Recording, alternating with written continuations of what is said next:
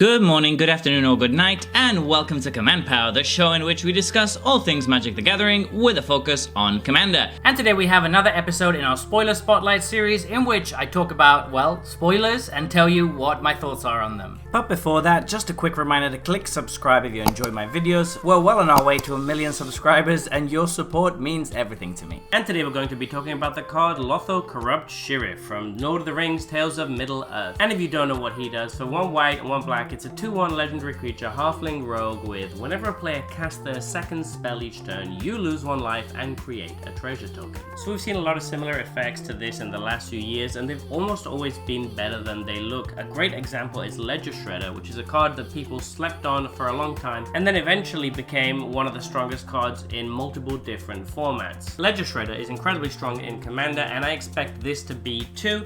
The reason that this is a little bit worse than Ledger Shredder in most cases is for 2 reasons. The first is that it's Orzhov, which means it only goes in very specific decks. It also doesn't have evasion, that's something it doesn't have going for it, and it doesn't grow itself. Those are the main downsides to this over Ledger Shredder, which in my opinion is quite clearly a better card. However, this is still a very strong effect and it works very well in a variety of different decks. So much so that I would be tempted to call this an instant staple of Commander because honestly getting free treasures is really good.